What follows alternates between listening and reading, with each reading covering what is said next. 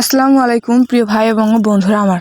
আল্লাহ তাআলার রহমতটা দেখেন। আমরা যখন ধান রোপণ করি তখন একটা করে ধানের বীজ আমরা রোপণ করি। সেখান থেকে দেখবেন দিনে দিনে অনেক চারা হয় এবং সেখান থেকে আল্লাহ তাআলা তার বরকতের সৃষ্টি করে এবং সেখান থেকেই ধান বের হয়। তো একটা শীষের মধ্যে সুন্দরভাবে অনেকগুলো ধান হয়। তো এইটা সত্যি আল্লাহ তাআলার অনেক বড় নিয়ামত, যেখান থেকে আমরা আমাদের রিজিককে সংগ্রহ করি এবং তিনি আমাদের পরিশ্রমের ফল দেন। তো আমরা একটা বিষয় ভেবে অবাক হই, একটা থেকে এতগুলো হয়।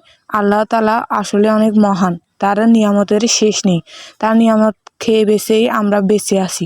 তো অবশ্যই আমরা তার শুকরিয়া আদায় করব এবং আমরা অবশ্যই তার জন্য ইবাদত করব, 5 ওয়াক্ত নামাজ পড়ব, সৎভাবে চলব।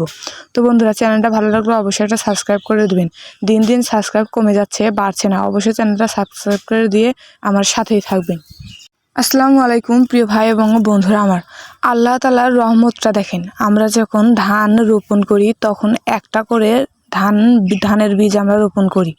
সেখান থেকে দেখবেন দিনে দিনে অনেক চারা হয় এবং সেখান থেকে আল্লাহ তাআলা তার বরকতের সৃষ্টি করে এবং সেখান থেকেই ধান বের হয়। তো একটা শীষের মধ্যে সুন্দরভাবে অনেকগুলো ধান হয়।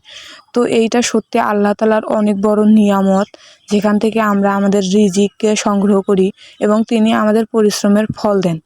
তো আমরা একটা বিষয় ভেবে অবাক হই, একটা থেকে এতগুলো হয়। আল্লাহ তাআলা আসলে অনেক মহান, তার নিয়ামতের শেষ নেই।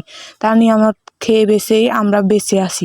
তো অবশ্যই আমরা তার শুকরিয়া আদায় করব এবং আমরা অবশ্যই তার জন্য ইবাদত করব, 5 ওয়াক্ত নামাজ পড়ব, সৎভাবে চলব। তো বন্ধুরা, চ্যানেলটা ভালো লাগলে অবশ্যই একটা সাবস্ক্রাইব করে দেবেন। দিন দিন সাবস্ক্রাইব কমে যাচ্ছে, বাড়ছে না। অবশ্যই চ্যানেলটা সাবস্ক্রাইব করে দিয়ে আমার সাথেই থাকবেন।